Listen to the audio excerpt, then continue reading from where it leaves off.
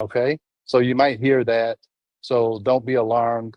Uh, Rebel will try and cut down the background noise as much as she can.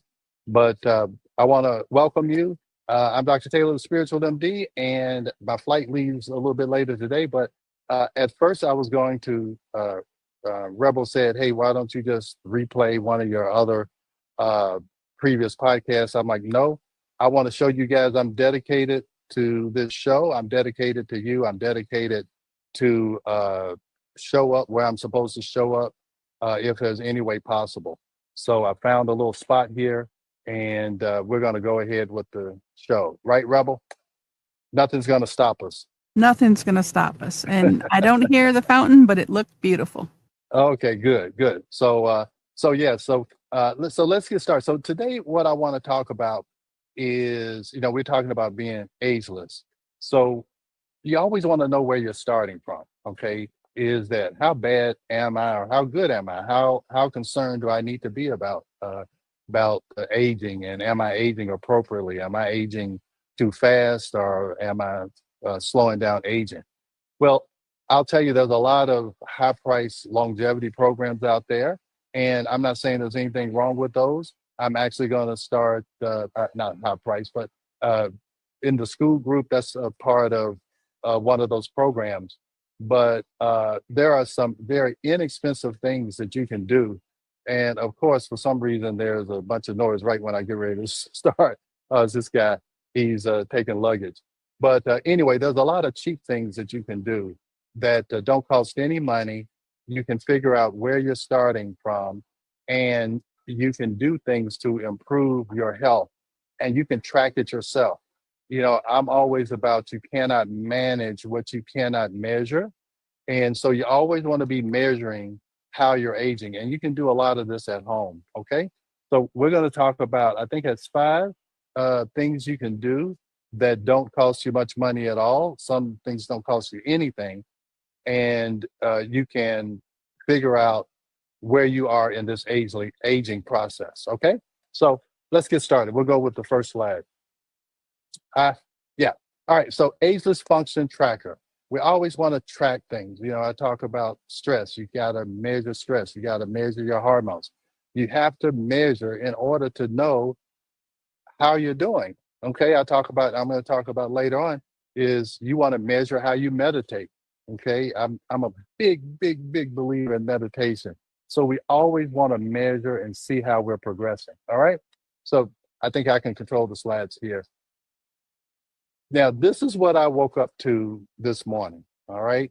I woke up early because I needed to prepare for the podcast, and I managed to get out there before sunrise.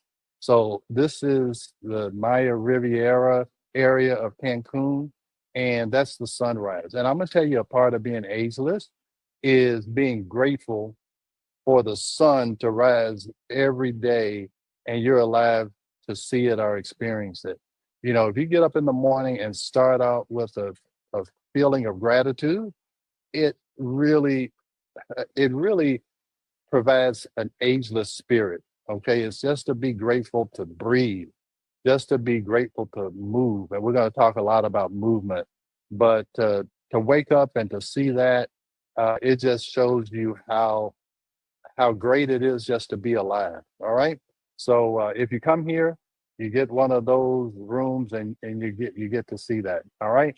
So hopefully that brightens up your day, uh, and just see how uh, that light can shine and brighten up your day. Okay. So hopefully, if nothing else, that helps you just to see that. And I'm not doing it to make you jealous or envious. I'm doing it to try and uplift your spirit, and just tell you that being ageless is about being grateful.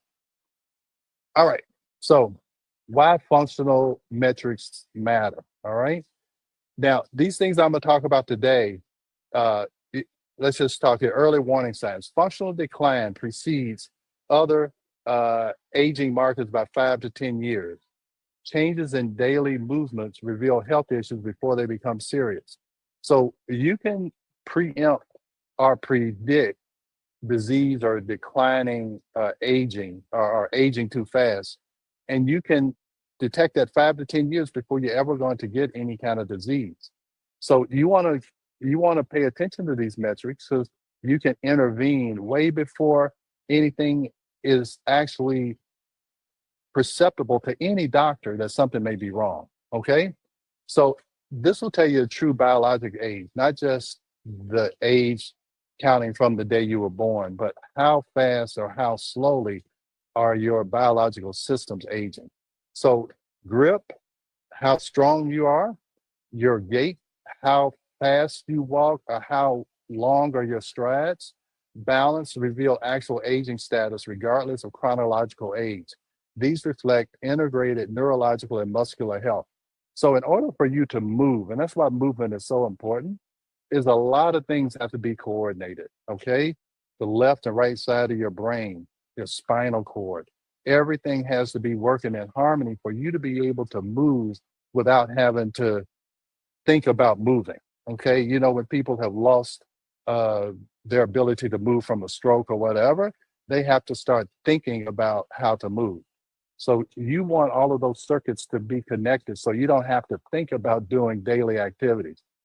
So it's a superior predictor. It outperforms blood pressure and body mass index for longevity prediction by up to 3 times. Functional capacity correlates more strongly with mortality risk.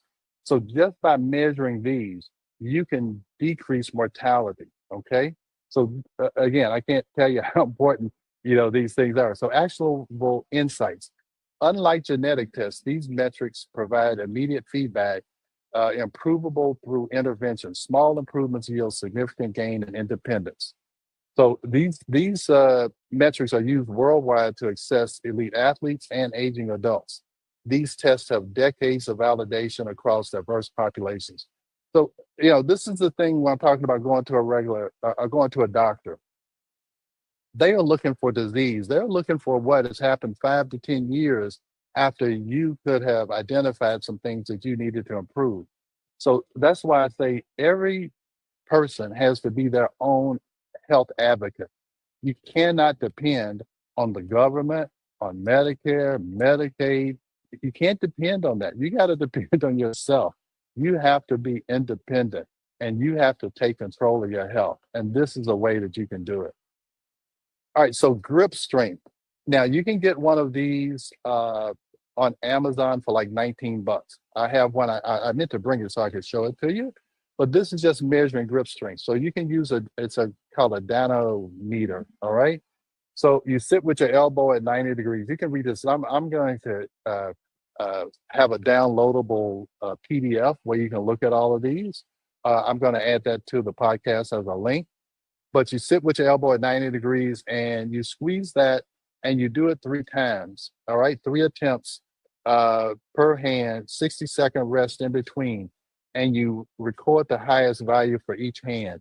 And these are the target goals over here. I won't go through all that. Again, I'm going to give you a PDF where you can have all of this. And actually, I'm going to download a tracker that you can use. So what does it indicate? It reflects your total body strength and fertility risk, frailty risk, okay? It predicts all case mortality. Is 25% stronger grip equals a 17% lower mortality risk. And you can improve this with practice, like with anything, you can improve it. And with that, you're going to decrease your mortality risk by 17%. It also indicates brain and cognitive health. So again, in order for you to grip or do anything, your brain has to be able to fire all of these neurons to do this and do it with power. So a weak grip equals longer recovery times. So Dr. Taylor, it's we, yes, we have a question. Can you improve your grip if it's not as strong as it is? yeah, Or, yeah. It's just by practice. It's just like anything. You practice it, and it can get stronger. Okay. So here it says regular testing helps to identify early muscle loss and nervous system changes. A 5% improvement. I'm sorry, I went back. But yeah, you can significantly impacts health outcomes and independence. So yeah, with any of this, we're going to talk about how you can improve it. So, and I want to get across one thing is that if people think, and we talked about this last week, that I'm genetically weak or it's things that I cannot change. Yeah, in some cases there are when you have some type of debilitating disease like ALS or whatever. But almost any other metric here, there's ways you can change it. And I'm going to show you at the end uh, the things I've done to change it. I'll show you the proof and how I've measured it. So again, I'm not telling you something that I haven't done myself. And with everything we've done in our practice, almost we've done we've done it before we've ever advised the patient to do it. So these are all things that yeah, you can improve, no doubt about it. All right. So let's go to the next one. Sit to stand. And this is important. That's why when you go to the gym, they're always trying to get you to do squats because the ability to stand up without any assistance from your hands is very important. So what you're supposed to do is sit centered on a standard chair, like 17 inches in height. Your feet are flat and your shoulder width apart. You cross your arms over your chest. You keep your back straight throughout the test, and you stand up completely upright, return seated position without using your arm.